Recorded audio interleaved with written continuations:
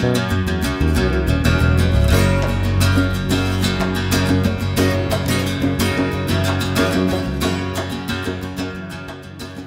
my friends. Welcome to this week's newscast. On Sunday, December 21st, violent clashes erupted between Houthi militants and armed Arab tribesmen, which left 18 Houthi militants dead and 22 others wounded in a northern Yemeni district that bears the tribe's name. Then, on Monday, December 22nd, in a late-night operation, Algeria's army killed Abdelmalek Ghouri, the leader of an Islamic State splinter group which was blamed for the kidnapping and beheading of a French hiker. It took 3 months for some 3,000 Algerian soldiers to comb the mountainous region, which has long been a hotbed for militant groups.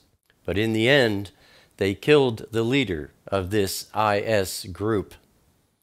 Clashes between pro-government forces and ISIS in Libya's eastern city of Benghazi escalated on Monday, killing 16 people and wounding dozens more. Forces loyal to former General Khalifa Haftar and to internationally recognized Prime Minister Abdullah al-Thani have been battling for weeks against the IS, who have taken control of much of Benghazi and Libya's capital, Tripoli. A bombing occurred at a bus station in Gombe, a city in northeast Nigeria which has been repeatedly targeted by the Boko Haram, killing at least 20 people. Then on Tuesday, December 23rd, in a 24-hour period, more than 130 militants were killed and injured in the mountainous district of the eastern Kunar province of Afghanistan. Then on Wednesday, December 24th, in Somalia, a gun battle broke out in the town of Saho between locals and Galmudug militiamen. This battle resulted in 20 deaths and left scores wounded. A Jordanian Royal Air Force pilot was captured by the Islamic State after his warplane went down in northeastern Syria. Images of the arrest of 27-year-old Lieutenant Muath Kasaspe appeared on social media after his capture by the IS terrorists, as the government pledged to continue war on terrorism in defending Islam. Then on Thursday, December 25th, Somali Islamist militants Al-Shabaab attacked the main African Union peacekeeping base in the capital, Mogadishu, killing 14 people. Friday, December 26th, Ukraine and pro-Russian rebels began an exchange of hundreds of prisoners on a dark and isolated stretch of a road north of the devastated eastern rebel stronghold of Donetsk. This push for peace unfolded as negotiators from both sides held video talks on Skype to revive stalled negotiations. Then on Saturday, December 27th, Syrian planes and helicopters dropped improvised barrel bombs on Islamic State-held areas in northeast Syria, killing at least 40 civilians. These air raids coincided with more than 30 airstrikes against Islamic State targets in Iraq and Syria, conducted by the U.S.-led Combined Joint Task Force. Then on Sunday, December 28th, ISIS lost more ground to Kurdish fighters in the embattled city of Kobani in northern Syria. Kurdish forces now control more than 60% of the city. Turkish Prime Minister Ahmet Davutoglu announced that Turkey stands behind Palestinians in their efforts to oppose what he called Israel's attempts to reduce the Islamic character of Jerusalem. Then ISIS reared its ugly head in America this week. An ominous message was posted by someone claiming to be affiliated with the Islamic State, who apparently hacked the app of New Mexico's largest newspaper, the Albuquerque Journal, and threatened Albuquerque residents Wednesday morning, December 24th. It read, quote, "You'll see no mercy, infidels. We are already here. We are in your PCs, in each house, in each office. With Allah's permission, we begin with Albuquerque."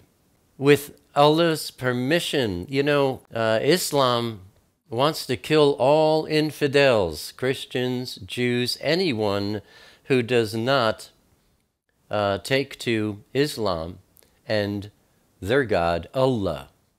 So when he says, with Allah's permission, we begin with Albuquerque, they want to destroy everyone on earth who doesn't worship Allah and, join in Islam. The posting was accompanied by the headline, quote, "Christmas will never be merry any longer," close quote, and a dark photo of a figure wearing a black and white checkered headscarf. Text in the middle of the photo said, "Cyber Caliphate," and "I love you, ISIS." The post also stated, quote, "While the U.S. and its satellites are bombing the Islamic State, we broke into your home networks and personal devices and know everything about you. You will look around more often. We'll call up your children more often. Think of your security more often, but that won't help you." Close quote. And this year, 2014, comes to a close, my friends. The next time I see you here on YouTube, it will be 2015. 2014 is over, and what a year it has been. I started doing these newscasts this year because I was seeing the prophecies of Ezekiel 38 and Psalm 83 burgeoning in powerful and undeniable ways, and because Abba Father told me he wanted me to start reporting the events of the Middle East. None of us ever heard of this satanic army called ISIS until this year, and it is a force that has done nothing but grow and gain momentum all year long. It's my strong belief that 2015 is going to be a year that takes mankind into a whole new direction, which will begin to express itself very clearly around the time of the third blood moon, which we will see April 4th. And in the fall, when the fourth blood moon appears, which will be a super moon viewable in Israel, shortly after Yom Teruah, when the Shemitah year ends. And this fourth blood moon is something that will surely make an even bolder statement about the new directions our world has taken. I know your lives are all very busy ones, my friends, but if you are not making Elohim number one on a list of one in your life, that is the Father and His Son and His Kodesh Spirit, you are making a mistake that you will regret in one way or another forevermore. There is nothing more important in life than having a relationship with our Creator. If you aren't doing so already, I invite you to join me every Thursday as I dig into the Father's Word and His mighty plan for you, helping you to fully understand the message of His book as He intended it to be understood. Thank you for being here. Stay safe, and Abba willing, I'll see you here in 2015. Shalom, my friends.